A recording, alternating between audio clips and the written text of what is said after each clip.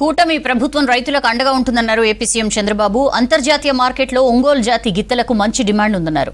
YCP మాజీ MLA Vallabhaneni Vamsi అరెస్ట్ను తీవ్రంగా ఖండించారు వైఎస్ఆర్సీపీ నేతలు. కుట్రపూరితంగా వంశీని అరెస్ట్ చేశారన్నారు. దాడికి ప్రతిదాడి చేయడం కూటమి ప్రభుత్వం విధానం కాదన్నారు ఏపీ మంత్రి అచ్చెన్నాయుడు. ప్రపంచ వేదికపై ఒంగోలు గీత తన సత్తా చాటిందన్నారు ఏపీ సీఎం చంద్రబాబు. అంతర్జాతీయ మార్కెట్లో ఒంగోలు జాతి గీత 41 కోట్లు పలకడం శుభపరిణామమన్నారు. రాష్ట్ర పశుసంవర్ధక వారసత్వం ప్రపంచానికి చాటి చెప్పిందన్నారు.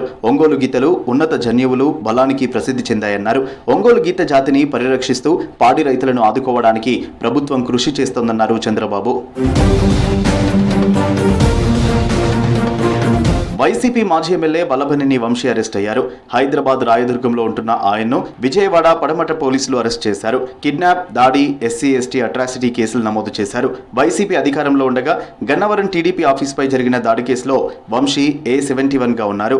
గన్నవరం టీడీపీ ఆఫీసులో కంప్యూటర్ ఆపరేటర్గా పనిచేస్తున్న సత్యవర్ధన్ను కిడ్నాప్ చేసి బెదిరించినట్లు వంశీపై ఆరోపణలున్నాయి. మాజీ ఎమ్మెల్యే వల్లభనేని వంశీ అరెస్ట్ను ఖండించారు వైసీపీ సీనియర్ నేత భూమన కరుణాకర్ రెడ్డి. వంశీ అరెస్ట్ కక్ష సాధింపు చర్యనని ఆరోపించారు. ప్రతీకారంతో అరెస్టులు చేస్తున్నారని సీఎం చంద్రబాబు, మంత్రి నారా లోకేష్ పై ఫైర్ అయ్యారు భూమన. కూటమి ప్రభుత్వం కుట్రపూరితంగా వల్లభనేని వంశీని అరెస్ట్ చేసిందన్నారు వైఎస్ఆర్సీపీ ఎమ్మెల్సీ బొత్స సత్యనారాయణ. వల్లభనేని వంశీ గారి అరెస్టు ప్రతీకారం తీర్చుకోవటానికి ముఖ్యమంత్రి చంద్రబాబు నాయుడు గారు ఒక తప్పుడు కేసు బనాయించి ఈ రోజున అరెస్టు చేయటం జరిగింది. ప్రజలందరూ కూడా గమనిస్తున్నారు. ఇలా వైసీపీ నాయకులందరినీ కూడా వీళ్ళని ఏదో ఒక రకంగా తుదమెట్టించాలా రాజకీయంగా అన్నటువంటి దురుద్దేశంతో లోకమంతా కూడా అర్థం చేసుకుంటున్నది. ఈ అరెస్టును తీవ్రంగా ఖండిస్తున్నా.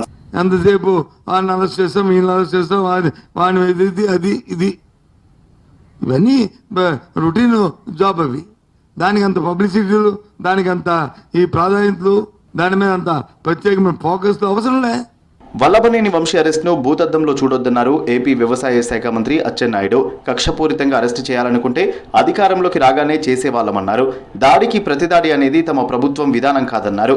దాడికి ప్రతిదాడి అనేది రాజకీయాల్లో మంచిది కాదు. లాస్ట్ 5 years ఇలాగే చేసి రాష్ట్రం తీవ్రమైనటువంటి